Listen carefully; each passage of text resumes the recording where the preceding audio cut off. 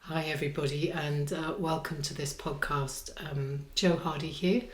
It's really a pleasure to be with you. I've watched quite a few of the podcasts that are on the platform, and it's so beautiful to hear the different conversations between different pairings of teachers. So I feel very grateful to have been asked to convene this conversation.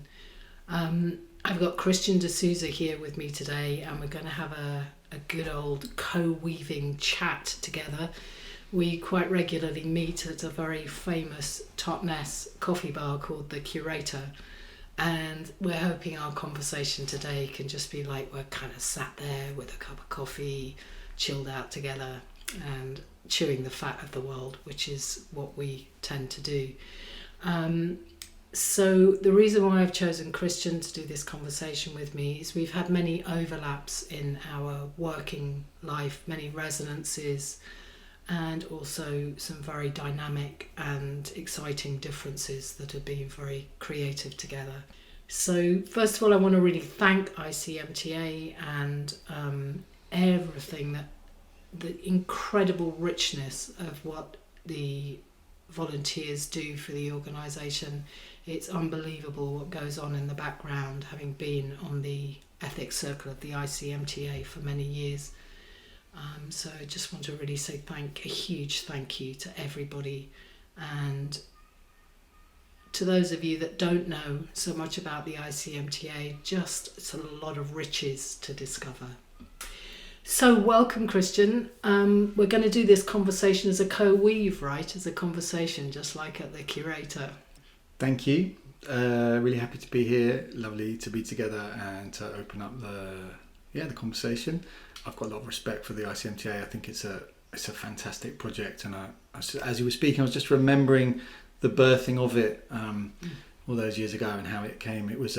For me, it was a real example of something new and fresh and evolving that came out of the dance and came out of a very specific situation at that time. Beautiful. So we've decided to start by just letting you know just a tiny bit about ourselves. So Christian, tell me something about who you are, just a brief picture of the landscape that you've been in these last years.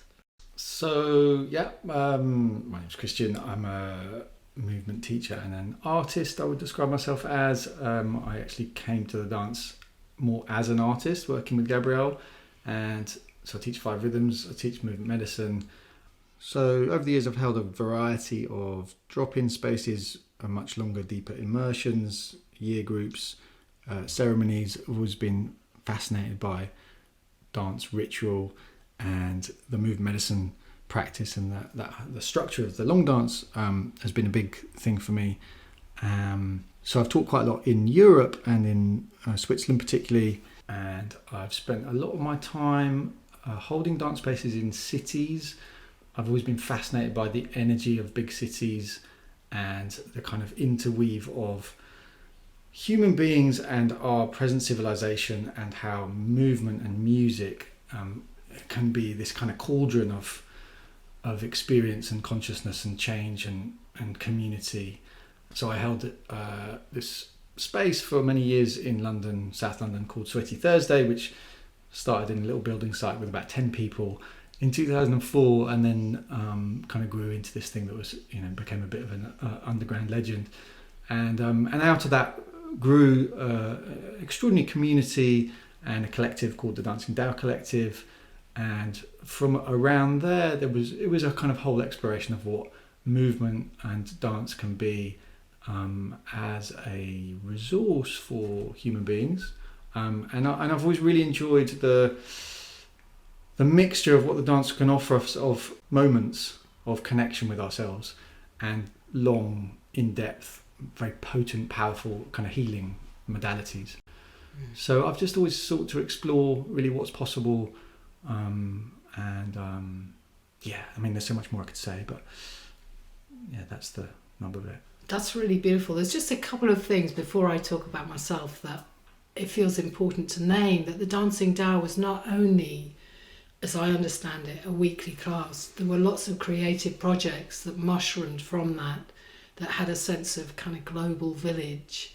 And also the Dancing Dao was the Sweaty Thursdays was a massive class. There were, I don't know how many people each week. It might be interesting for people to hear something about those two pieces.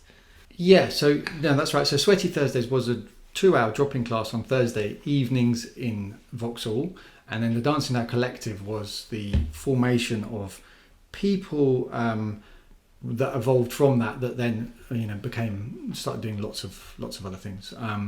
So Sweaty Thursdays was in a church. It was a big space. By the end, we were had a capacity of about 150 people, and there was this whole thing about we dance in church, and so it brought this sort of sense of spiritual practice in an embodied 21st century way. And I think that's what drew people to it. I think there was this kind of particular synergy of that space, the people that came together, the way that I held the teachings, the maps, the 5 rhythms, the way that I wove in other things. And I think what I learned from that was that human beings are hungry for movement and for being together, and there was this sense of the village. What is that as human beings we're programmed from ancient times to live in these small groupings, in these kind of villages, and in this postmodern kind of urban context, how do we recreate that, and how do we find ways that human beings can connect and live in that way. So I did that for a long period of time, about 15 years, and then we had this thing called COVID came along, and what happened for me was that I kind of realized that my contract had ended and I needed to change mode. So since then I've been much more rooted in Devon and working on some other projects, and just right now emerging from a really long, deep period of renewal and contemplation, and being with my own practice and seeding new projects, which I can talk about in a bit more. So there's, for me, there's a very much a kind of past and present and future sense to this conversation we're having.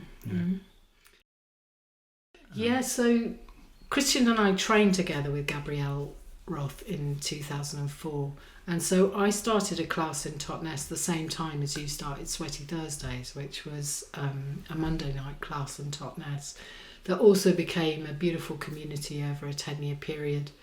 And it was a big part of my life. It's a big thing to hold a dance space and a community.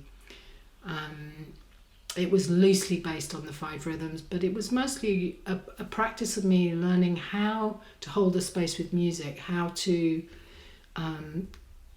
enable connection without it being controlling or too much. And I guess Sue Rickards was really a mentor, having danced with her for years before that her kind of way of doing things really lived and breathed through me, and of course I then took it in my own direction. In about 2014 I started to feel this thing, like my contract was up with that class, and it's really hard to explain, but it's like this emergent sense that this project no longer has my name on it, and the reason for that was I was starting to travel to teach movement quite a lot, and I'd had this invitation to teach in China, which then for the next 7 years of my life I was going to China maybe 4 times a year to do in-depth workshops. So I was getting cover for my class, and it wasn't really my class anymore. It was actually a collective of teachers. So I made a huge decision to let it go and to hand it over to what's now become the Totnes Dance Collective, that's run by a steering group that is made up of both teachers and community members, so that you have the voices of both present in the decisions of how that space is run. And it's been hard to let it go, as I'm sure you found with Sweaty Thursdays. It's a lot to let go of when you've created that. At the same time, there was this rightness of this contract thing that you're talking about. And I've been involved in the School of Movement Medicine, just like you have, right from the beginning when Susanna and Yakov birthed the school. They'd, of course, been teachers and mentors for many years in the 5 rhythms field. And because we were neighbours and we lived in Totnes, just a stone's throw from each other, I was really with them through that transition. And when they started the school, they invited me and Sue Kuhn and David Rose to be mentors for the school, for the students on the apprenticeship. And so that's been another beautiful place where I've been able to develop mentoring through movement and the psychotherapy work that I do, as well as being a faculty teacher for the school, as you were for many years. So, yeah. And this work in China, which I won't say too much about, but I was doing just thrown in the deep end in a completely different culture, doing a 5-day heartbeat workshop with people who'd never danced before, And for those of you that don't know, heartbeat is the part of the 5 rhythms map that's in-depth emotional work. And the Chinese people wanted, full-on emotional work, and yet they were super unresourced. So I was running groups where I had to weave in trauma awareness into every single workshop. I had to weave in the very basics of how to use the 5 rhythms. I was doing one-to-one work that would become these kind of crazy group rituals. And I was doing introductions to the rhythms over weekends that had 150 people, and you might have I got teams of assistants that had done one workshop with me or something like that. So it was a really different culture. And what I loved about it was literally like landing on the moon and having to learn how to walk again. And the parts of me that don't have confidence were super challenged by that. Absolutely super challenged. I've never been so paranoid in my life at times. And on the other side, it's like this fascinating, creative project of working out how to work with people that have been educated in massively different ways. So, again, like with many things, this could be a whole podcast, so I'm going to kind of can it there. But And, I love that because I've had quite a few experiences of seeing you on your return from these incredible trips in China and just hearing these stories and just being like, that's so far out, It's just, and and you're very kind of humble and light with it, and at the same time as being a great storyteller. And so I don't know, just hats off to that, because I think that's it's incredible. I think the cultural context is so important, right. And even between one place in one part of one country compared to another place. And what you've done out there is just unbelievable. It is amazing. One of the things that is, again, a direction that I'm really fascinated in is collective trauma awareness. And that interest really came from not speaking the same language as the Chinese, everything being done through translation, but seeing that collective trauma in the field, in people's bodies, through the dance as a mirror. Almost without that direct language, you can see it even more clearly. And also because it's a culture that's different, I think we really learn by polarity and by difference, that if something's different, we can see it more clearly somehow, which is why I'm so passionate about the fact that we need each other and we need conversations for the emergent reality to show up. That me in my cave and you in your cave kind of doesn't work as well as that.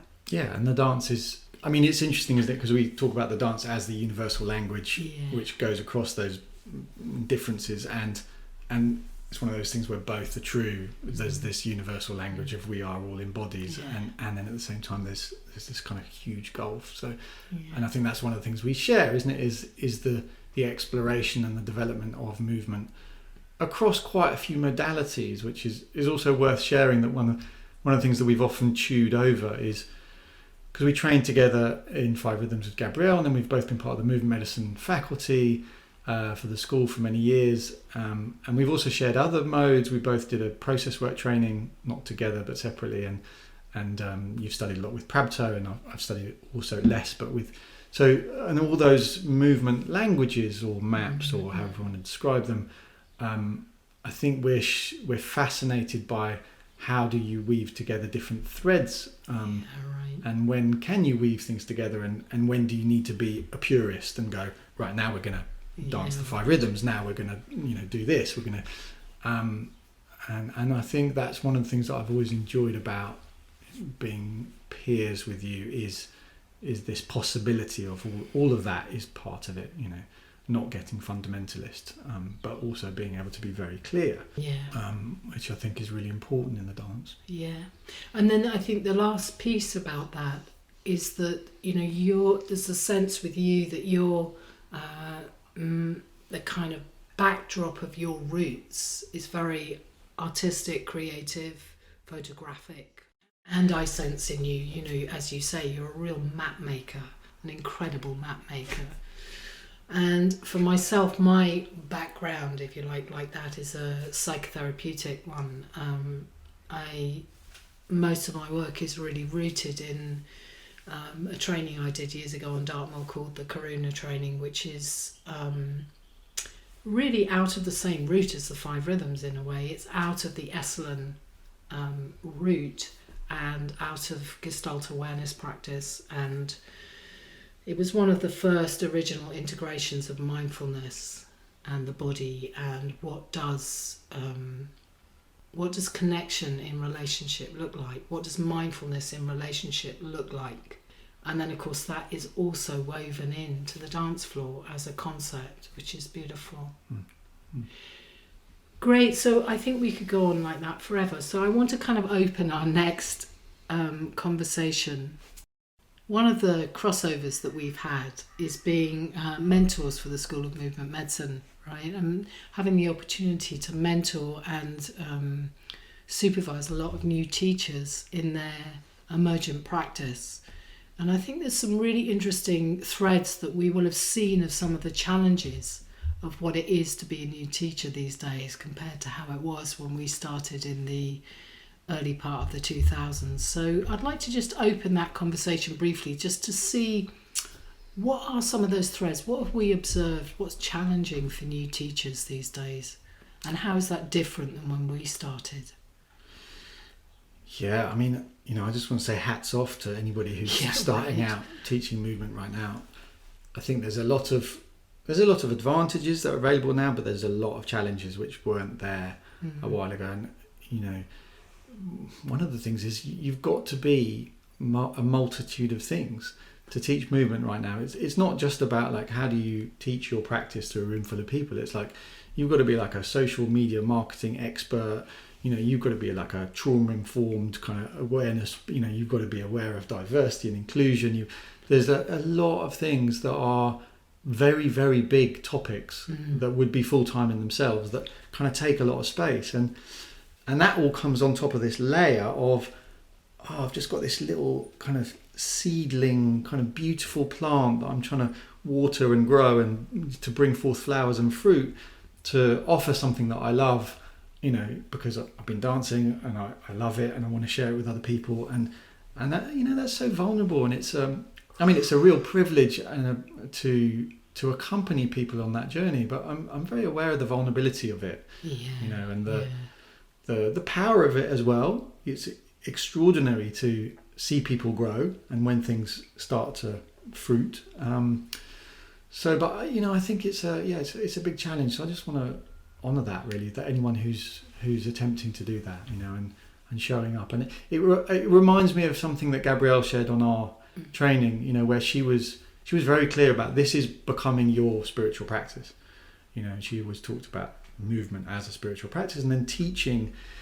Movement continues to be your spiritual practice, and then teaching becomes a spiritual practice. And I think that's so profound, because it really is. And that's, for me, that's the way that you get through it, is to go, wow, this is an initiation. This is my access to growth, whilst also being in service. And that's a beautiful thing. And it in itself brings up all sorts of questions. Does it? We want to be in service. Suddenly it's not about us. When we're teaching, it's not about us. Whereas on the dancing path, we dance really deep, and it can be quite a lot about us and how we connect with others in the community, of course. And then suddenly it's like, oh, it's not about me, and you're having to make decisions from a completely different place. So I think that's always been my kind of reference point is Gabrielle's teaching is your spiritual practice. You know.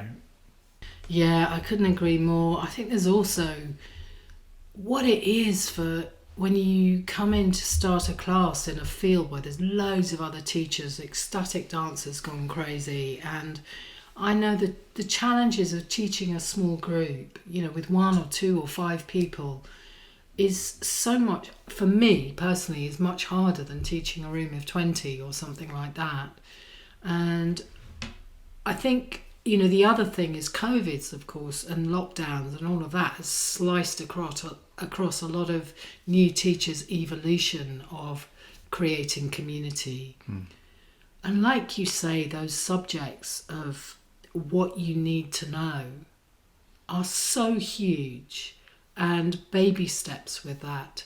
And one of the things that I see massively in myself and in other teachers and anybody who facilitates groups is what, you know, people often call imposter syndrome, you know, which is where there's this, you know, our spirit wants to fly with it because we've fallen in love with the practice and it's so beautiful to dance on the dance floor, and we want to share that practice, you know, as a real gift, and we have this kind of cosmic vision of the power of the dance, you know, and then we get into the reality of people being people on the dance floor with all of their edges and challenges and traumas and boundaries and lack of boundaries. And one of the things that I've seen with this imposter syndrome, or my own places of wounding where I don't have a sense of value in myself, is that it's so easy to project that onto the person in the room that's not moving, you know, and make that about me not doing something right.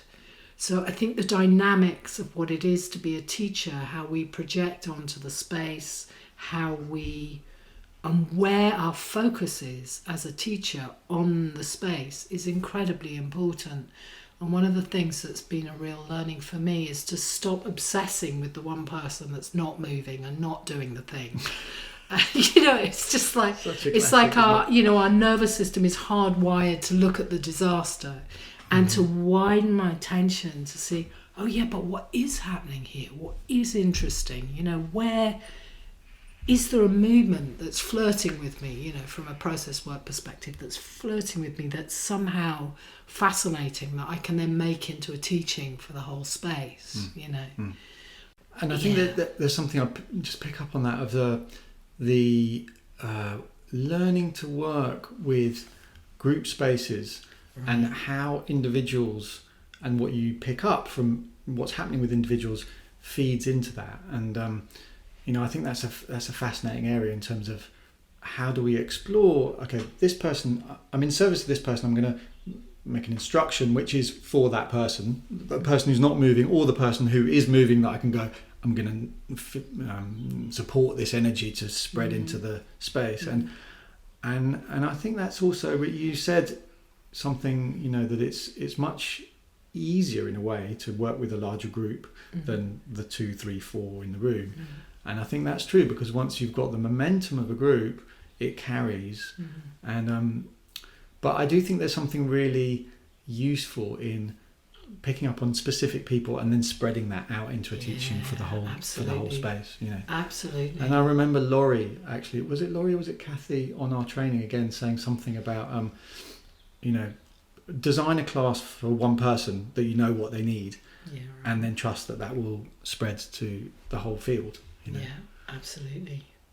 I also want to pick up on what you said before, which is, you know, movement, like Gabrielle said, as a spiritual practice, teaching as a spiritual practice. I have never met myself more fully than through teaching, you know, the shadow parts of myself, the shame parts of myself, the parts of myself that are absolutely flying with spirit, you know, and the parts of myself that are descending into a hell realm of personal, you know, recrimination. It's just such a beautiful, strong medicine. And so I just want to also acknowledge what I've seen so much with mentees, particularly in the mentoring of their professional development, it's just how much courage I've seen to feel the fear and do it anyway. You know, just how much love and dedication and determinedness, you know, to keep on getting up, falling over, getting up, falling over.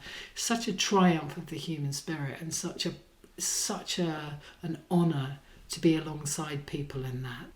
Yeah, absolutely. Second that. And, you know, and I think that that's something, one of the great gifts of this growing, diversifying, complexifying field is that, you know, there's even more and more need for people who can do that. Yeah. You know, to be in service. We wanted to talk a bit later, a bit more about this kind of what is the dance in service in the world situation. But you know that we're all at the current time having to face some really severe challenges. You know, as a species, as a biosphere, and I think so that.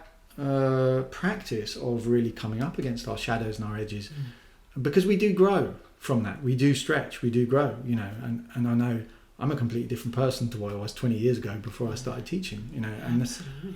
And there's something, you know, I mean, it bears comparison with parenting as well. It's like there's this place where you can't not, you know, you can't collapse even if you're collapsing internally. And I think, you know, in the 2020s particularly, we're in this time where human beings are learning of like, how are we going to really hold ourselves in the face of challenges, you know. And so you know, and I'm fascinated, as we both are, I think, by that kind of those levels of the dance being a microcosm in so many ways for what we're experiencing on a global scale. Absolutely. You know, and how do I get to know the parts of me that show up when I hold space, you know, the parts of me that are trying to kind of protect myself and shore up my defences, or the parts of me that are paranoid looking at the room, you know, the parts of me that are wounded in, oh my God, I don't have value here. You know, it's like, how do I hold all of that? It's really an expand and include field of the heart, you know, field of presence and emotional maturity. And and it's also like, you know, then that's when the magic happens, you know. And there's this, that's the most extraordinary thing of, you know, magic happens on the dance floor, you know, inside people, within a group field, and in the ways that, you know, things emerge out of nothing. And that's why, you know, I keep coming back to the dance. But so there's this question of like, if we can still stay with that, you know, we can stay with all those challenges, then something emerges, you know, something changes, you know, that spark of creative possibility suddenly like, you know, and the maps show us the way to that. You know, the Five Rhythms Wave is a great way to, you know, you have to go through that process of surrender into what is, you know, in the rhythm and in your mind and in all other parts of you, and then this kind of lyrical thing comes out of a new dance. Yeah, and there's this incredible polarity when you mention maps and, you know, how important they are, and then there's also no maps. It's like how to weave maps and no maps, you know. And that, I remember a group facilitator years ago, not a movement teacher, saying to me that if you're in a group and you roll a marble across the floor, something will happen, you know. And that kind of concept where sometimes less is more, you know. It's like the maps can be explicit or implicit, and they are implicitly in the fabric of our consciousness. And so I really also trust that a lot of the weave of what one's learned grows like a body that one has in one's kind of virtual backpack, do you know? And only small pieces are necessarily needed sometimes. And so for me, that's when the magic comes, is when there's some X factor, you know, because I can be feeling absolutely exhausted and, you know, I'm a terrible insomniac, so I can be not sleeping. And I go to a class, I'm dragging myself there, which I'm not promoting as a good way of being, you know. But then the music starts, the place is set, somebody beautiful has brought in an installation, and something opens inside, and that flow of grace happens, like you're saying, which is just such a gift from life. So I just want to, that it's not personal, it's somehow personal and not personal. It's maps and it's no maps, and it's mystery and it's known, and it's all of those things. And yeah, because on some level we just have to keep breathing, right? yeah, right. You know, and I think I'd agree with you that, you know, sometimes we have to let go of the maps. And there's, I mean, as mentors, I think we're probably both really familiar with new teachers who, you know, try and pack in half of their knowledge into 1 2-hour class plan, and it's, I'm going to do this and then do that, and then we'll take them and it's like, wow. You know, and as we develop, as we grow, we kind of go, oh, maybe not that bit, maybe just this bit, you know.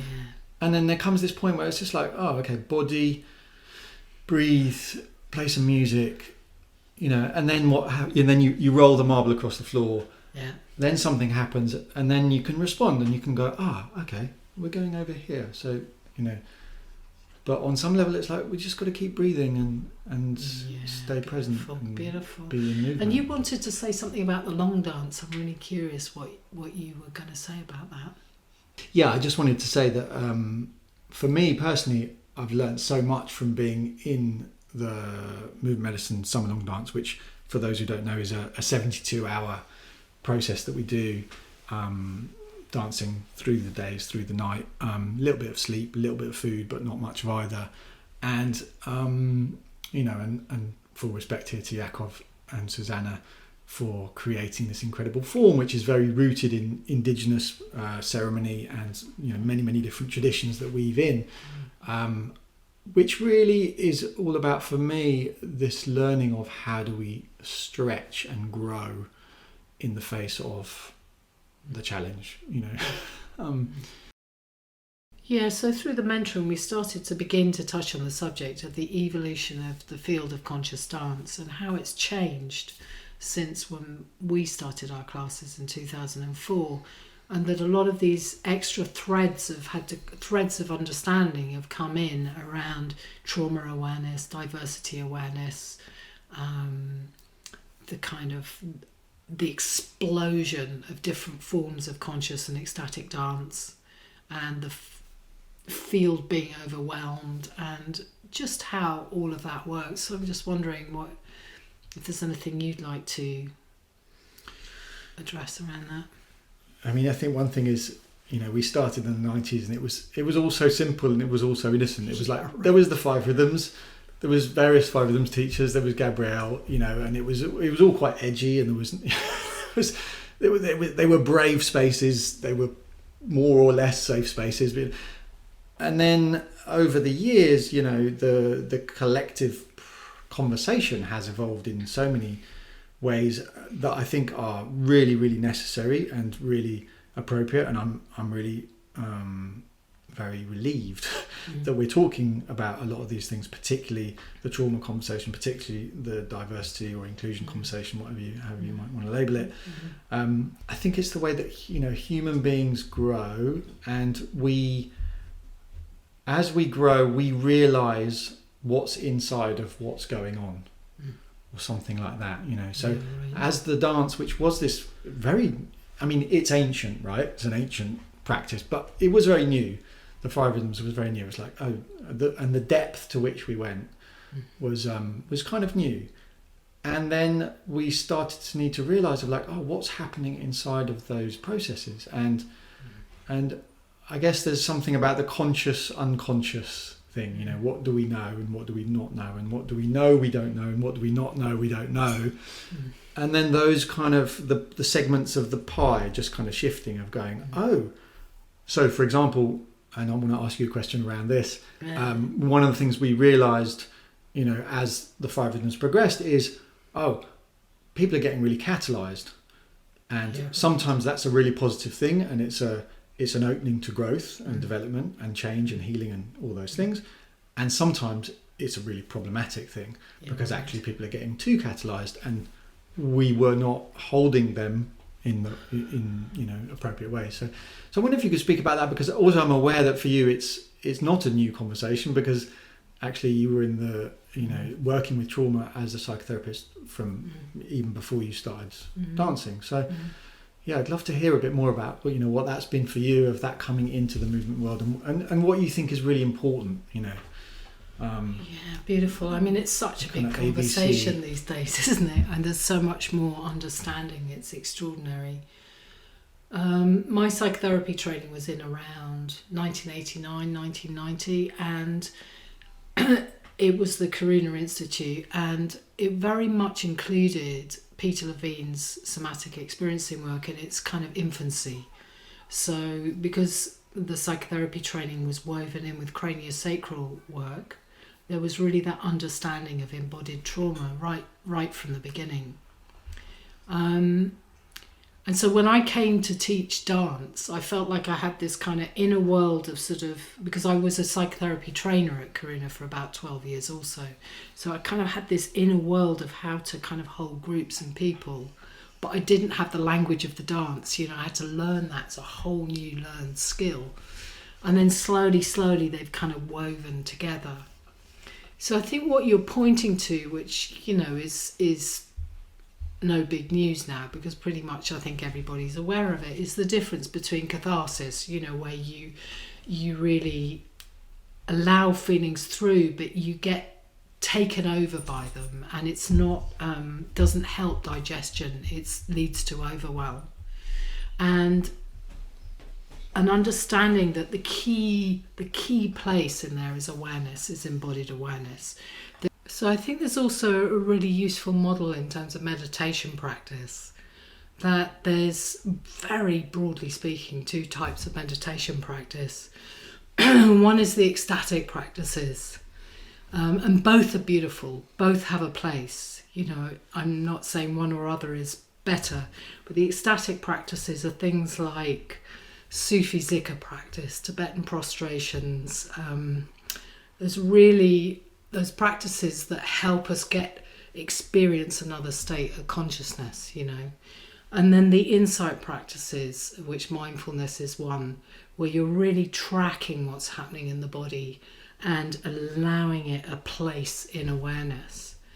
And I think, one of the things that trauma awareness has brought is a real understanding of how important it is to really know, in a kind of sense of witness consciousness, what is happening in the body, where am I activated, and the other thing that's come on board is just this incredible understanding of the human nervous system and the whole fight, flight, freeze, collapse from polyvagal theory, which I don't think, there's so much information out there, and I'm sure most of these lovely listeners will be really informed around a lot of that.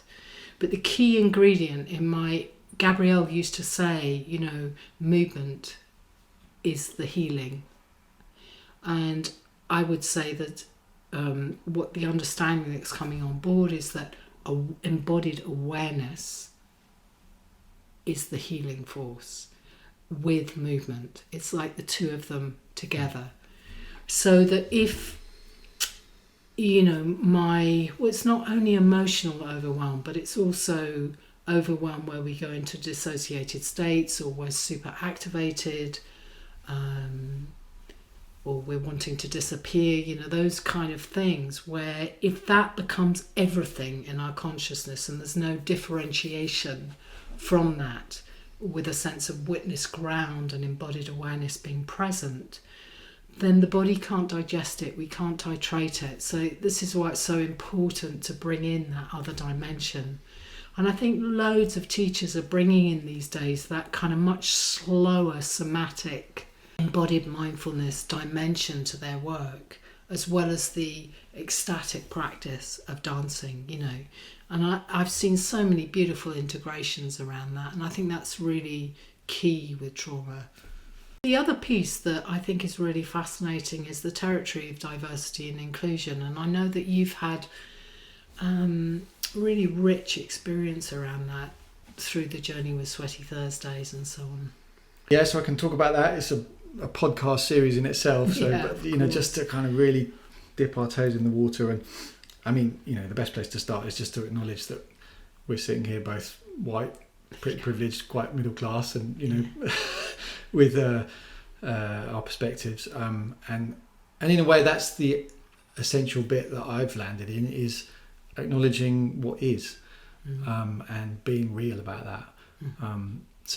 But I mean, the history of that for me, of how it emerged, was that I was holding spaces in London, which is, you know, one of the most diverse places, culturally diverse places in the world, as we know, and there was this kind of disparity, this difference between the street outside and the dance floor in the space, and that always kind of bugged me, because I was like, why is this? You know, why is the dance space so... Do you mean in terms of who was showing up on the dance floor, or in what sense? In terms of, you know, you walk down the street from the tube station and, you know, whole mix of, you know, different skin colours, different, you know, people, different classes, different, and then getting into the dance floor, there was diversity, but it was more white, it was more middle class, it was, you know, and it was like, okay, so how do we...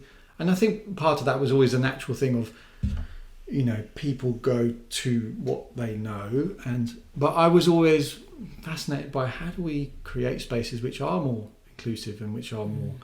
So I kind of made it a bit of a project, and certain people were very key in educating me, and in also partnering with me in terms of how do we, you know, take that project on. And I think the essence of it for me was just what worked best was to be real and to be upfront. And I think, you know, often we're terrified about these conversations, you know, and we kind of shy away from them, and because we don't want to get it wrong, particularly Can you give me privileged an example? white people. Well, we don't, you know, we don't want to say the wrong thing. You know, I mean, we're speaking post 2020 and the massive wave that happened there. All the work that I did was previous to that wave, so it was a different, but it was the same thing, but it was a slightly different context. You know, we're all scared of getting it wrong because it's so polarized and there's so much charge. And I think that simplicity and courage and just acknowledging. So just a really simple example of what that meant in application and what means in a dance space is, we do body parts meditations, awakening the dancer, whatever we might want to call it. And so we become aware of the sensations and the movements in our feet, in our legs, in our hips, all of that. And so just adding another dimension of, you know, what is this body? What's the skin tone of this body? How old is this body? How young is this body? What shape? You know, and noticing smaller bodies, larger bodies, older, younger, lighter, darker bodies. And, you know, when there's a room full of people and there is a certain amount of diversity, or there isn't, you know, and if there isn't, it's like, let's name it. It's like, oh, we're all white, you know. There's something about bringing in how things are which allows it, and it diffuses some of that charge. I'm not saying all of it, you know, because it's a very deep thing, you know, and we've got 400 years of history around race particularly, but, you know, around gender, we've got several thousand years of history, you know, because also recognising some of those dynamics. You know, the Me Too movement was a big wave, you know, when Me Too happened out there in the world, then of course it came onto the dance floor, and I think all of us who were holding space at that point, you know, had to negotiate that and navigate that, and it was, and I know for some people that was a real challenge, and for some people it was a real welcome opportunity to go, wow, let's talk about this, like, you know, because again it was a bit of an unspoken, it was like, oh, there's predators out there, you know, people don't know about boundaries, people don't know how to respect you know, difference in gender and what arises in that space between you know, between genders. And the whole conversation about sexual energy is a slightly different one, but it's the same in the sense that I think it's a valuable practice to name what is going on when there's a charge around it in a very simple, you know, non-catalytic way. And that was something I've learned from process work as well, is that, you know, let's be upfront about it. Just to say, what was interesting was that it did work, you know, to a degree. The dance floor over several years, Sweaty Thursdays as a space particularly, it went from being more white, with quite a lot of diversity of, say, European people, a lot of great diversity of first language, lots and lots of European people, but mostly white. And by the end of Sweaty Thursdays last year, you know, it was more mixed. It was still majority white, but there was I know, because I had direct feedback, that black and brown people felt more at ease. They felt more comfortable. They felt more able to come, and they that's did. Beautiful. That's you know, beautiful. and that was. I mean, there was one time when we did this little festival, and we did a specific piece around welcoming diversity, and we named myself and two other facilitators, Nikki Ashley and Ajay Rajani, welcoming everybody that was there according to those parameters, whilst also acknowledging that we're all human beings, we're all dancers, you know, that kind of unity and diversity thing. And at the end of that session, somebody came up to me and said, I'd just like to say that as a queer brown woman, I felt really welcome here, and I appreciate that. And it was just like that one moment, and similar moments like it, which, you know, then that it's all worth it. You know, beautiful. It's all worth it, and often it's really simple. You know, it's really simple. And yet, what I was going to say is that some of those diversity things are more visible, like skin colour or age, and some are much less visible, like neurodivergence, gender identity, and so forth. They're less visible. And so I'm curious if you had any ways of holding those in the frame. Yes, absolutely. And then I think that again comes down to how do we hold spaces? How do we hold an awareness of who's out there and how what we say lands? Right. And one of the core learnings of, you know, becoming more conscious of our own position is becoming more aware of our blind sides, of that which we take for granted that we don't really, you know. So use of certain language, you know, someone who maybe has a certain neurodiversity who's in the space, you know, will be able to work with clear, simple instruction and may not relate to more metaphorical kind of, you know, spiritual kind of language. And so it's like, okay, I'm just including them by being simple and clear and not going too much into the floral stuff. Just by the by, and probably making it easier for the other people as well, because actually simple, clear, you know, but there's also the creative choice, the artistic choice to go, you know, to go into something. So it's just that awareness of it. If I do it this way, I might be excluding some other people.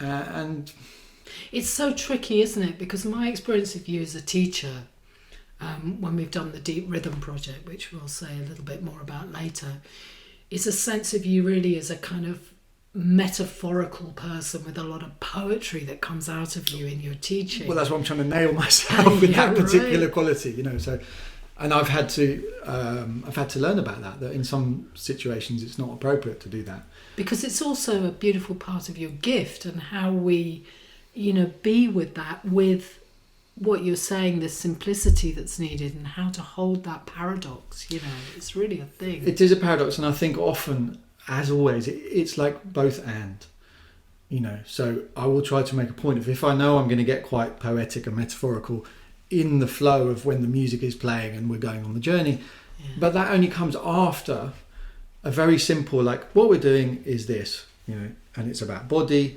breath, you know, use the music, the rhythm, and here's the protocols: no talking on the dance floor, no phones, you know, go at your own pace, just those simple basics. So, you know, it's like, and because it's layers, isn't it? And it's like, there's always, if you put in the simple foundation layer that everybody can access, then that's there. And then you add in another layer, which maybe not everybody, but, you know, so it's just kind of giving different parts for different people. Absolutely. I don't know if that quite makes sense. But. Yeah, no, it totally makes sense. I mean, just one more piece on that, which is that one of the things that I noticed is that just the complete obvious, you know, I think it was Jung who said, we see the world not as it is, but as I am. So in other words, we see it through the coloured spectacles that we're wearing. So, you know, there can be easily things on the dance floor where somebody through their own filters might take what I'm saying as being very controlling, for example. And 90% of other people don't take it like that, you know.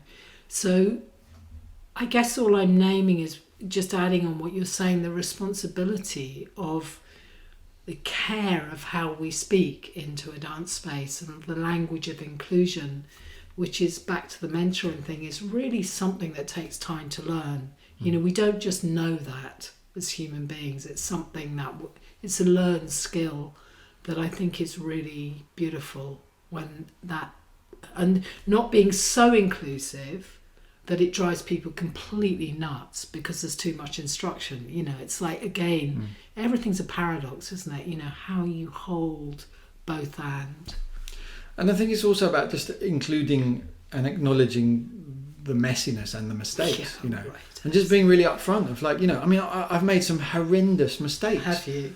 And it's like, me too. You know, we all have. We're all human, and we're all, and as a facilitator and space holder, that's really like, ouch, you know, when you make a mistake. But I mean, I learned this from Jean-Claude Woodagron. You know, just say it. Just be like, oh God, I really fucked up there. Yeah. Right. Sorry. Yeah. And even actually, if you can anticipate and just go, do you know what? I'm going to fuck up. So I'm holding a space here, but I'm in a role. I mean, you know, this takes us also into the realm of like, who are we and what are we? And I think that because the whole, especially with the new age movement, and this is like really getting problematic with Instagram, you know, we've in this whole thing where there's like, we're teachers, we're, you know, with people with wisdom and philosophy, you know, like there's this guru thing that happens, which happens as a projection on social from people, media, yeah. On social media, yeah, but also in the space, you know, absolutely. people come along and they're like, oh, That's the true. teacher, you know, and then he said this now. So I've tried to make a practice of just dismantling that whenever I can. I'm just going, look, I'm just another dancer who kind of happened to, you know, get lucky and start holding these spaces. I am going to fuck up. I'm going to say things that, you know, you don't like. That in itself is a teaching, is helpful, I think. But that is cultural. Because if I was to have done that in China, people would have totally mistrusted me. Ah, well, that's interesting. They needed me to hold that position of teacher, because that's a cultural thing, that the teacher is up on a pedestal. It used to drive me mad, because I'm much more like you. I want to say how fucked up.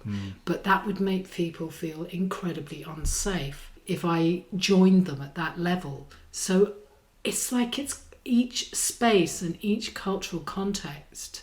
And I remember learning this from process work. You know, you need to really know the context into which you're teaching. Around that question of who am I in this space, who does the space need me to be, and how can I find a humane, safe and inclusive way of holding this particular space with its particularities, you know. Yeah, absolutely. Yeah. Absolutely. So one of the things that we often end up talking about at the Curator Cafe when we're sitting around with our flat whites and black Americanos and sandwiches and whatever is state of the world and the kind of pretty terrible state of the world often, and just chewing over, you know, what the fuck is going on, pardon my French, and we often do this when we're supposed to be having a meeting about deep rhythm or one of our session, you know, and realizing that you know, it's really important to chew those things over, and that we both have this inquiry into what can movement bring and what can the dance do, and I guess within that I'd name a couple of poles, which, you know, one of which is the kind of believer that we both are, which is like, oh, you know, dance can change the world and it's so transformative and it's such great medicine and, you know, saves my life, you know, when I dance, and that can bring a lot. And sometimes we feel that, and then other times we're just like, what the fuck are we doing? Like putting on dances when the world is collapsing, and, you know, there's so many incredible problems, and, you know, surely we should be contributing in some more applied, focused way to the you know, the suffering that's going on all around us. You know, and then there's this whole spectrum between those two poles of like, well, what are we doing, and how can we make movement more relevant and in service at the current time? So do you want to talk a little bit about your perspective on the world situation, the kind of issues and problems that you're with, and, you know, how you feel movement can bring something in response to that, whether in the macro, the micro, the medio, you know, across the range? I think that is that macro, medio, micro, you know, which is an idea from movement medicine, that where we expand the sphere of what's in our field of awareness, I think is a really helpful frame. Because, you know, in the movement room, there's our embodied awareness in each of the dancers that's there, in a sort of micro sphere of awareness, me and my own space. Then there's our shared space in dyad dances, collective dances, and the whole relational space. But what is also in the room, in the invisible, is the world situation, is the landscape of the collective trauma matrix that we're all sitting in. The climate crisis is in the room, in people's awareness. People's distress around war and invasion and violence is in the room, in people's awareness.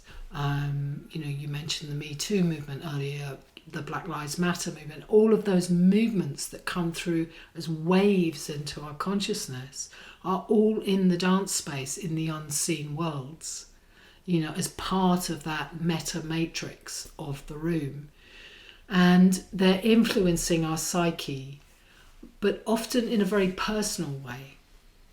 So, those movements show up in my own paranoia, they show up in my own emotional world, they show up in my own presence or dissociation, in my own embodiment. So the fact that those forces are in the room, I think for a lot of people, they don't, each person in that room are going to have really different perspectives on all of those matters. We just take an example, like I remember with COVID. After all the lockdowns happened, the whole split that happened with the vax and the anti-vax and the no-vax. And I had a couple of movement medicine mentees who were teaching in Italy, where they had a stronger ruling than in the UK, that in order to let people into your dance space, you had to have vaccination certificates at the door, which we never had here in the UK. And this was incredibly polarising. So one of these mentees decided to do that, and the other one decided she didn't want to hold spaces in rooms anymore at all because she didn't sign up to the whole vaccination thing. So, the field is splitting into these polarised movements very, very strongly. Those of us that are really, in Totnes, XR has been a really strong force. So those of us that are powerfully climate activists, and the transition movement also has been started in Totnes. So people that the climate biodiversity loss is super in their awareness and super in their heart and super in their emotional sense of self and activation, and those for whom those things are kind of hardly on the radar, and all of it's in the room. So I do think one of the things that I've been listening to a lot, which has been really helpful to me, is what's called sense making. This understanding around sense making, which are, speakers like David Schmattenberger, what's his name? Jamie Wheel. These people, the Rebel Wisdom podcasts have been really, really helpful. Because we're in such a multi-complex landscape of intersecting crises. And I think that's affecting all of our nervous systems massively. So, I'd like to talk in a minute, but I'm going to open the question to you first. How that's showing up on the Totnes Dance Collective dance floor and the piece of work that we're going to do there. But before I go into that, I'd love to just mirror back the same question to you. How's this all in your awareness? Yeah, it's a massive topic, isn't it? And I guess for me, because I came to the dance from being essentially a kind of a photojournalist and a documentary photographer, so I've always been engaged in the world, and I was in part of the environmental direct action movement in the 90s, not in a central way, but so I found out about climate change during the 90s, when it was this kind of very wacky fringe notion of like maybe in a couple of 100 years it's going to get a bit warmer, Yeah, right. and then suddenly 25 years on it's like, oh my god, it's happening now, it's happening really fast. Right. And I remember reading a book called High Tide, maybe in early 2000s, that was talking about the degrees and what will happen with degrees of warming, and finishing this book and just feeling like I'd come out of a Hollywood movie, a really disaster movie, and kind of having this thing of like, I can't come out of the cinema. I can't wake up from this dream. Like, this is really real. And so I really agree with you. I think these things are affecting all our nervous systems.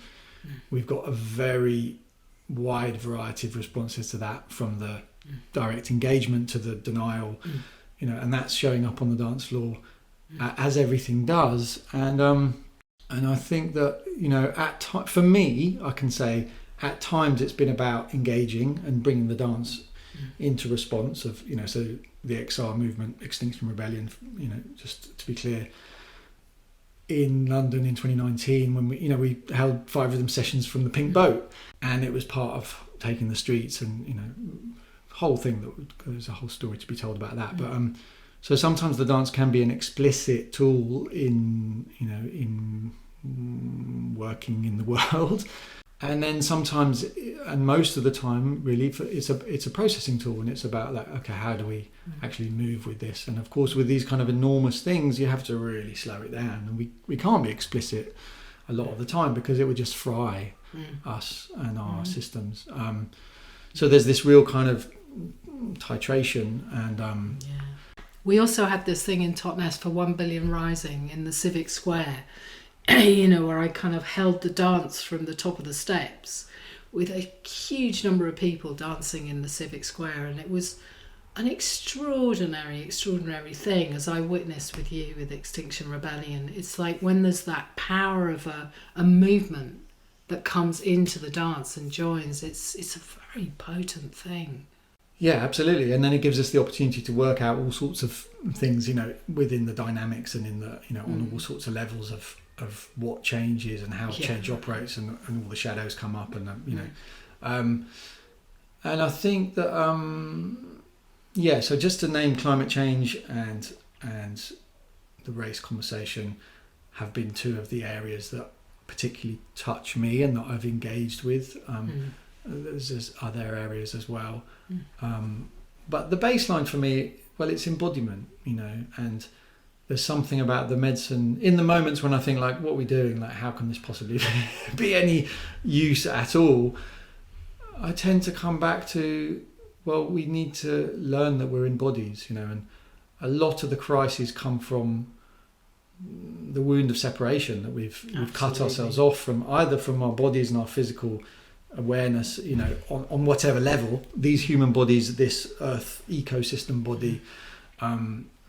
Violence comes from cutting ourselves off from the experience of the other, all of these things. And I think so there's this kind of hundreds and thousands of movement facilitators just drip feeding the possibility of, we live in bodies, and let's just try that out, let's practice that, let's get a little more aware of that, a little more conscious of how that is, and what we can do with that to bring that kind of embodied awareness that you were speaking earlier as the key.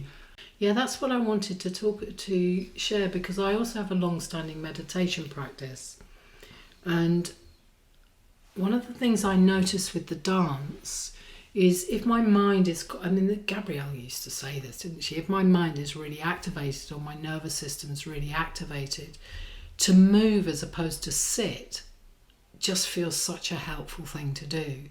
It helps me kind of find my way through layers of sort of numbness and resistance and disconnection that happen so quickly every single day, really, still.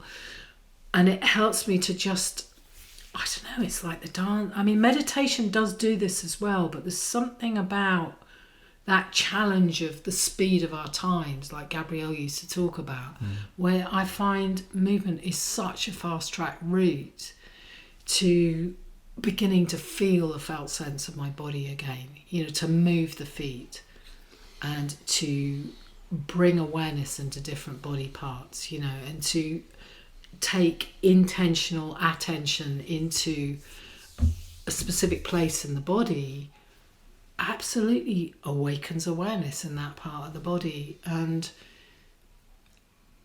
something slightly different happens when I do sitting practice. I mean, it's very subtle, but they're both are complementary, I think. So, to come back to the simplicity, like you say, move my feet, move my spine, and that tendency for people to move the upper part of the body and to not move the lower part of the body, and for the feet to get stuck on the floor, and it's almost like this metaphor for the mind is in control, Totally. Yeah, and I feel that those embodied dance spaces post-COVID still have an incredible amount of relevance in terms of resourcing people. I see that with the weekly classes in Totnes. They're life-changing for many people. And then there's the dimension of community, that you brought in earlier, and the sense of the number of times I hear people say, I arrived in the space, I felt disconnected, I didn't want to come, I wasn't feeling okay, I was exhausted, or any versions of that. And now I feel connected to people, I'm so glad I came.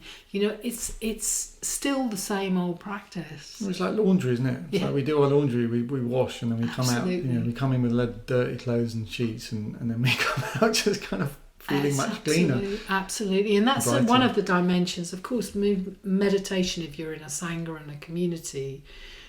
But the dance floor of the weekly class is just such a space of connection out of isolation. I mean, that was one of the things post-COVID that I saw.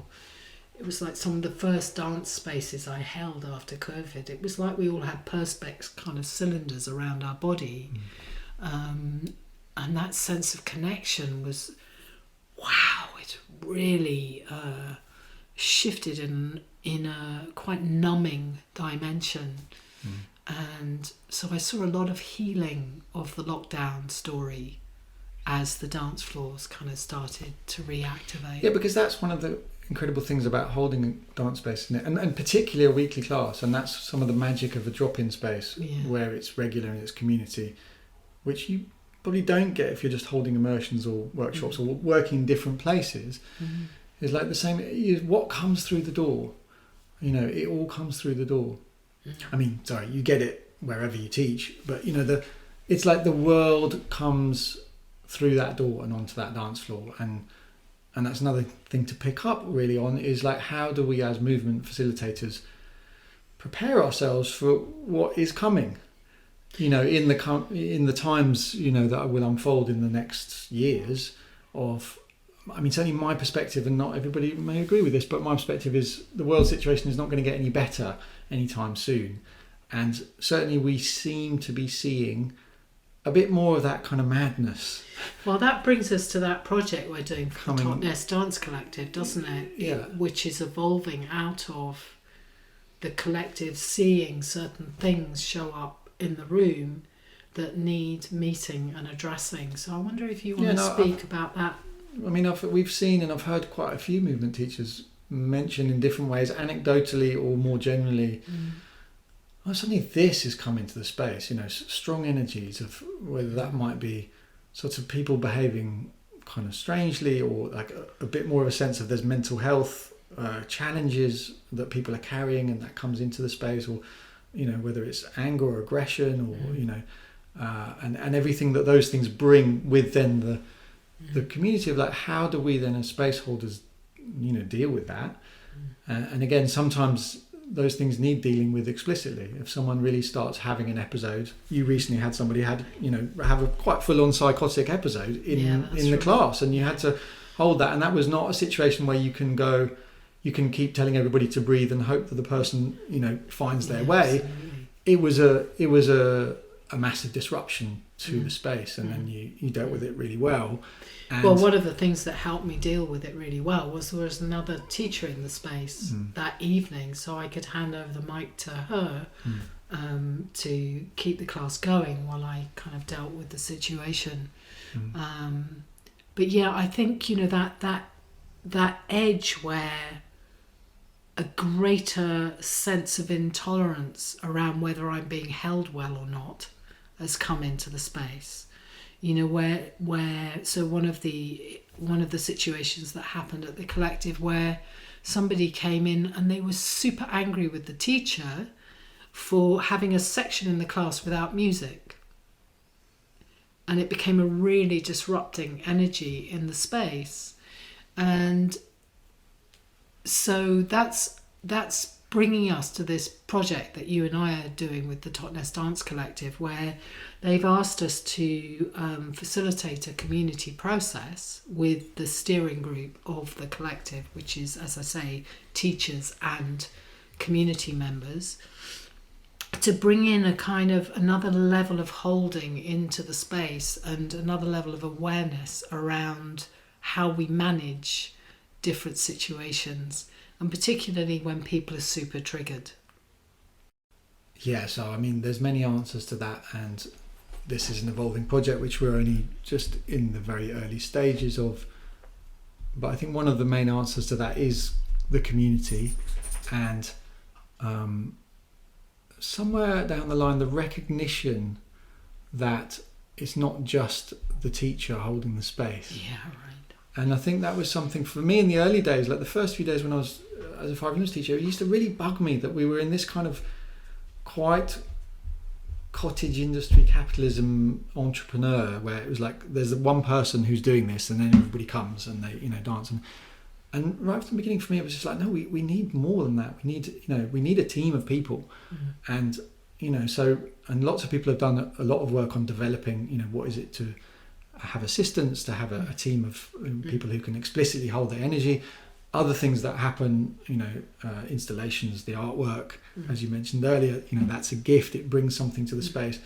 But even how it's set up practically, the people sweeping the floor, they're all contributing to the quality of the space that people then step into. But that assistant piece is the most directly relevant of, having people who are there, who are also available. If somebody needs a bit of one-to-one, for whatever reason, maybe it's because they're stuck and they just need to move with somebody who can focus on them and bring them back into the dance. Maybe they're really ungrounded and they need somebody who can actually hold their feet for a bit or talk them down, or but also there's just a sense of, if you have more than just one person who's specifically in role and in the agreement and the contract of I'm part of holding the space, then there's a greater level of consciousness. Absolutely. And that means that more can be held safely and with less disruption.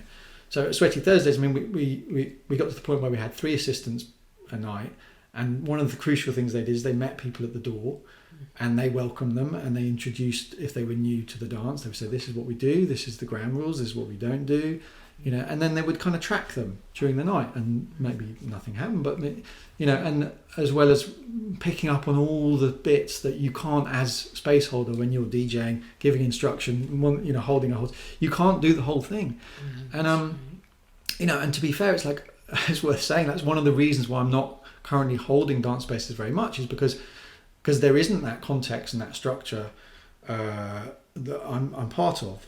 So there's a kind of a recognition for me that's really important to go, we can't do this alone. And that is in itself a microcosm of the global situation, that we all need to kind of figure it out and work together. Absolutely. To find solutions and to effect change, but also to initially meet and respond the challenges and this kind of madness. We've often talked about that, this kind of sense of like the world's going mad, and that comes through people in the dance. And a good bit of acid techno, strong music is really good medicine for that, because I think it's really important to say that as well, to come back to it's not all just the stuff around the edges and the trauma awareness, there is also this core of like the music and the movement helps us kind of channel and metabolize and release that kind of energy. Just before you go, but there's something, sorry, I mean, I've gone on like a long arc, but I think all those different parts are components that we need to bring more focus to bring into the spaces. So that the Totnes Dance Collective project, we're starting with that piece of like, okay, who's the team holding the space, and how is that, and how can dancers be part of that? Absolutely. Which in itself gives rise to all sorts of interesting questions about the role, and then exchange and responsibilities, and who's qualified to do what and who isn't, and making sure people don't end up holding too much, and making sure people are valued. But there's no easy answers. There's no easy answers, and it's like you can't kind of go, right, do this, and then it will all be all right. Because also, as we acknowledged before, it's like it's specific to the situation. So each community, each class is an ecosystem. And ecosystems, certain plants grow in relation to other plants, and so you have to just keep listening, what is going on here, what is arising here, and how do we respond to it? What's needed? And then using the models, the maps, the examples of like, oh, maybe this will work. Having assistance, probably quite a good idea. How do we do that? Let's listen to the field. I think it's really interesting, isn't it? Because it's we're at this time of what feels like paradigm shift. From that top-down kind of patriarchal colonial world into a kind of more collaborative we space circle, and yet how do we still have potency within the circle so that we don't just go into massive collapse and indecision? And so it comes back, is this my class, and this is my profit, my business, and this is how I'm surviving, so that if I have assistance, what's the right reciprocity, and how does that work when people give a lot? Well, that's a massive rabbit hole. And is this, this was one of the reasons why I gave up the class. Yeah, same. Because it's now a collective, so that everybody gets paid like a co-op, the same amount of money, and the collective runs it on volunteer basis. But that makes it a kind of shit in terms of one's own profit and livelihood. So there's so many tricky issues. Well, I think that's really important to name, as well as that again we are in this kind of cottage industry, small scale capitalist model, and we make hundreds of decisions from that place, which are not necessarily the best decisions for our own practice, for our communities, for all sorts of things. And that and we've talked about this many times over our coffee. I'm like, how do we turn that one around? And it's like, okay, how can we apply it? There's this thing about universal basic living allowance, that everybody, certain models that could come in. But I just think it's important to acknowledge, like, oh, that's a big question. Because it's like that thing, where you say it takes a community to raise a child. It takes a community for a class and it takes a village to what is it? It takes a village to raise a child. Takes a village to raise a child. It takes a village to hold a healthy dance space, I think. Yeah, absolutely. Because otherwise it's like one's in this sort of single parent burnout mode where you have to do everything, and including people bringing their conflicts to you. I can't dance with that person in the space anymore. We've just finished our relationship, and questions of who am I in that relation, and realizing that my main job is to hold safety in the space. It's not to do anything else. But that's a huge question. But I think you're pointing to a much bigger sort of meta level, which is just the principle that we brought in before around witnessing. So that what we're doing with the Totnes Dance Collective is we're going to be skilling up a few community people to be dance floor witnesses or dance floor space supporters.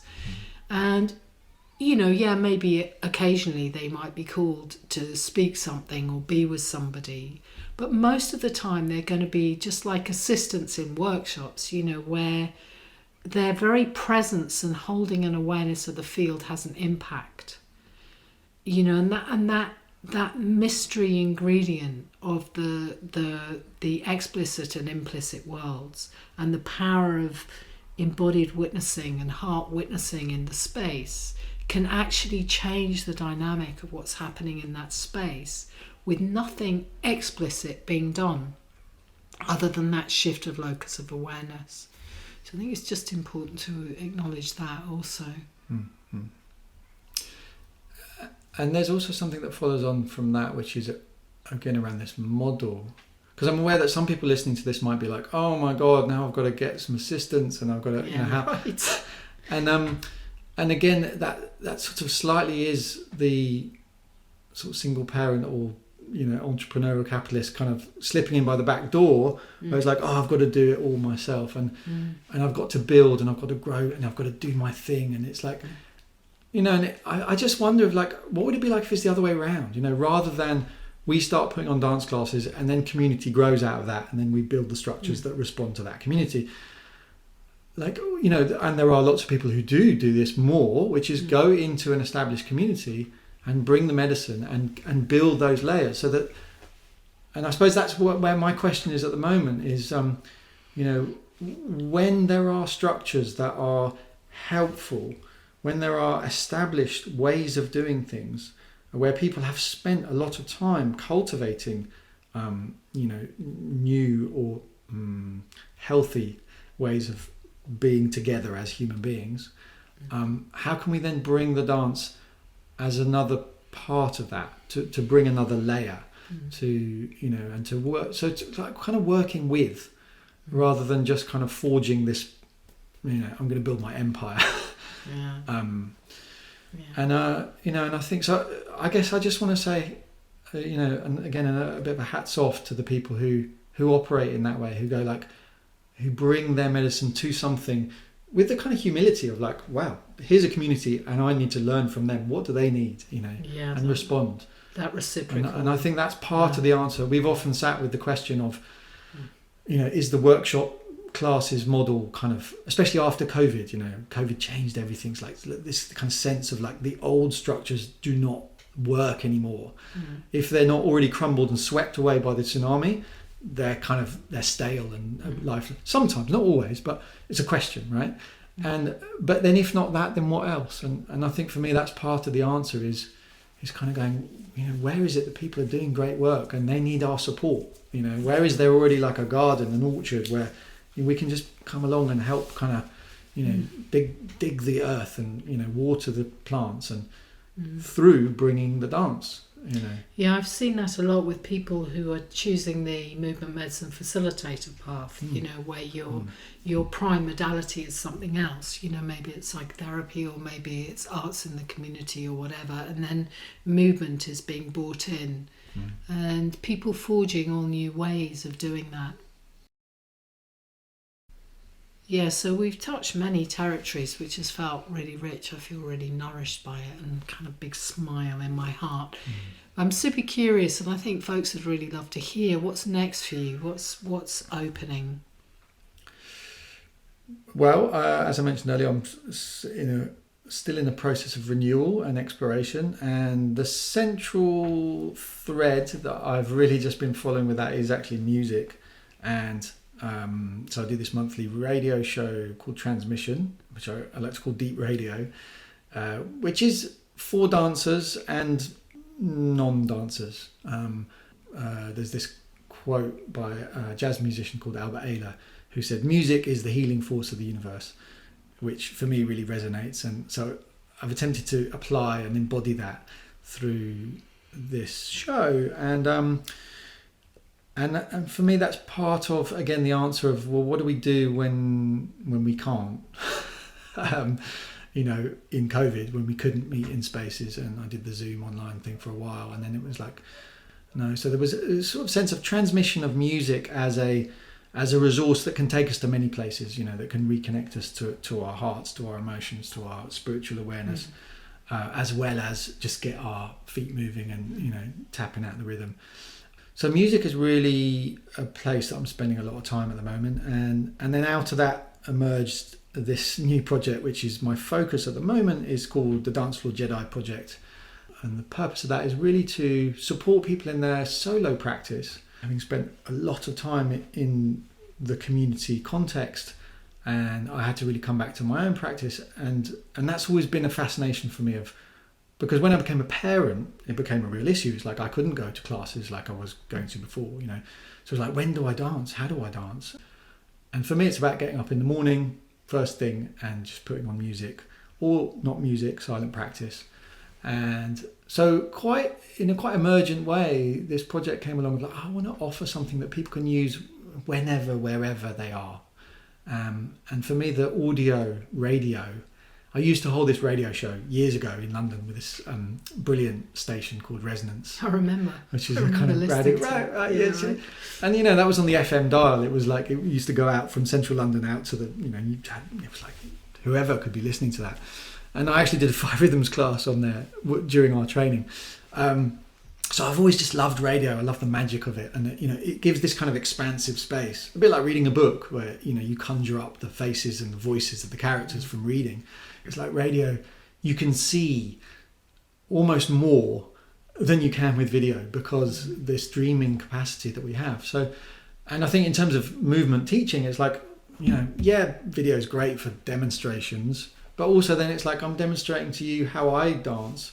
Whereas if you just hear something and you have an invitation to, because in the room, when we facilitate, it's like people are listening, they're receiving through that channel. And I think the thing about sound is it comes inside of us in a certain way.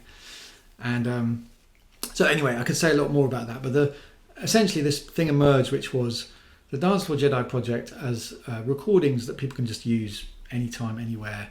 Anything from like a 5-minute, very short that you can do, to like a 2-hour, 3-hour sort of deep ritual space that you can use the soundtrack to create your own ritual space. And I've loved working with that because it gives me the possibility to go, to do 5 rhythms, to do movement medicine, to bring in the Taoist maps that I work with, to bring in the kind of shamanic animist teachings in a simple way that's also really deep. And that's, I think also I've really enjoyed it because it's been an opportunity to come back to the artistic impulse, which is following the thread of the artwork, which you then create in a more whole sense, and you then offer it to people to receive and to do what they will with. And for me, that's a distinction where between an artist and a facilitator is that an artist will create something that, then people, there's invitational art and there's interactive art and all sorts, but an artist will create something that someone will then engage with, whereas a facilitator will create a space into which people become the artwork, if you like. And so what I've really enjoyed is actually creating interactive artworks, which are audio, radio based, that are in direct service of dancers in the very pragmatic quest to practice, to dance, to move at home, to fit something in those moments, first thing in the morning or in your lunch hour at work, or before you go out in an evening, or before you do bedtime or after bedtime, or with the kids, or so I'm really enjoying that. Beautiful. And your website name? That was a long plug, wasn't it? Yeah. Where Sorry, can people find I didn't mean to you? kind of plug that so intensely, but it's the creative inspiration is what's moving me rather than the marketing impulse, to be honest with you. And your website and where people can find you and your music. Yeah, so website is called glimpsesoflight.art. And my DJ mixes are on there, and this Dance Floor Jedi project is on there. Beautiful. The radio show is on there. Fantastic. Some photography is on there. Super exciting offering. Thank you. And I've loved listening to some of those things. I'm going to do that thing now where we kind of go, and you quickly, because I feel like I've talked too much about myself. Go on, share us with a little bit about what you're up to and where you're headed. I'm in a really different phase of life to you. I'm quite a bit older than you. I'm 66. I've just got my pension. She doesn't look it. I've just got my pension. She really doesn't Amazing. look it. And also my knees are not what they used to be, so I can't dance for hours for myself like I used to as a practice. So that's been a thing. I can still dance enough to really get the feeling of teaching, but it's not the same as dancing for 10 days, as a practitioner. So that's a piece that's in my awareness. I do a lot of one-to-one work, and I've been doing it for 35, 40 years, and that's still a very beautiful way of working for me, that weaves the sort of cosmic relational space of everything that I know, meeting the moment with the person as they show up, and really deepening, this skill of tracking people to really drop into what is actually showing up, as opposed to, it's so easy to follow something that's just slightly out of what's actually happening. So for me, that is the art form that I have really honed in my life is how do I be with this, with you and us together, and what's the magic of the transformation of that, and the challenges, and being with that which can't be healed, and all of those things. So I guess it's also the medicine of compassion. It's the medicine of the being alongside, regardless whether we can fix it or make it better or not. That is another piece of my work.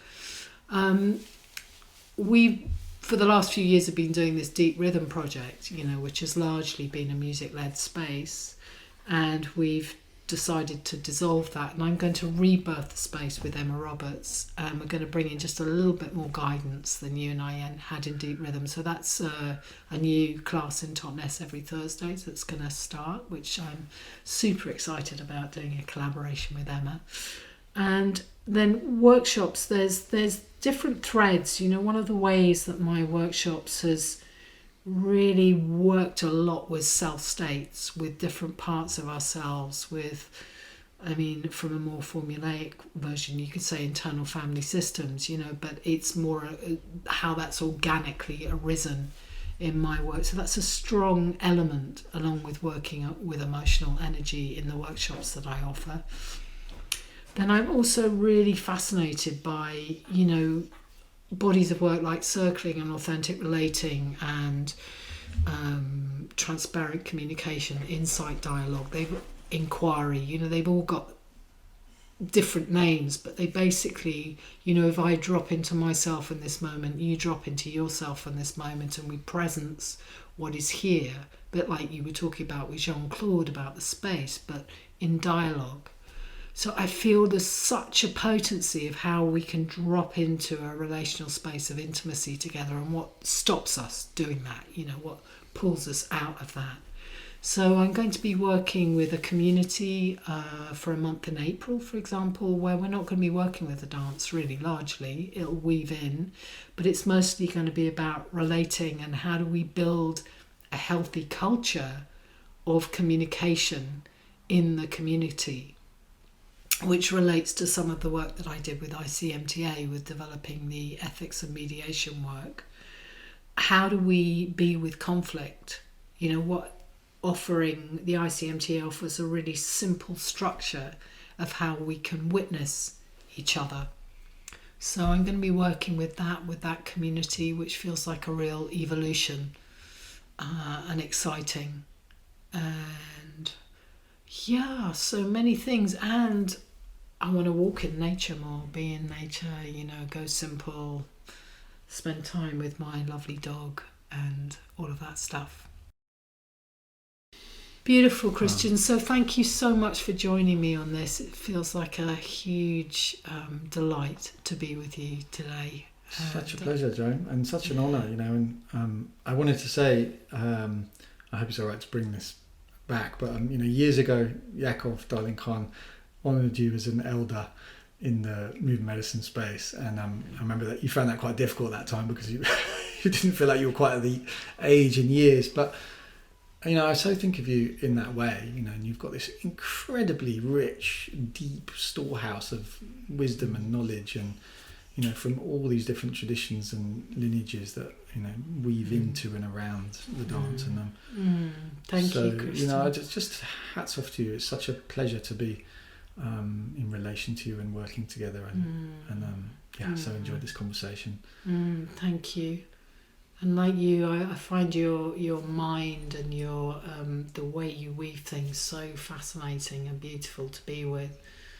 And then lastly, I think I want to just acknowledge all of our teachers that stand at our back, and Gabriel Roth and Susanna and Yakov Darling Khan, and for me, Prapto, as you mentioned earlier, Maura Sills from Karuna, and many, and Thomas Hubel, who I'm doing collective trauma work with, and of course many others, and everybody who's ever been a client or on a dance floor has been a teacher, and friends, and the wider circle of life. I just want to really honour and thank everything that, as I'm just saying, I can feel their presence at my back, and I wonder if you want to name I mean, don't get me started. I would happily spend an hour in ceremony just giving gratitudes right now.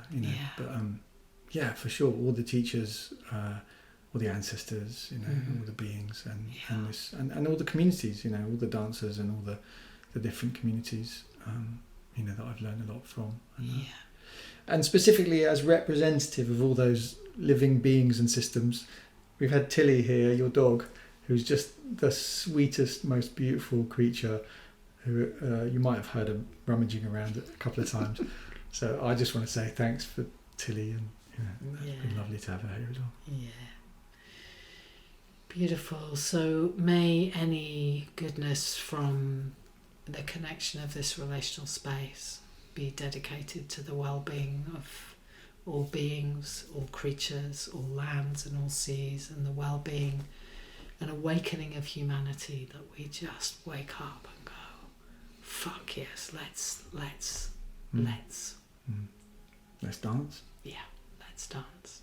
Thank you all for listening. All right, thanks. Take care.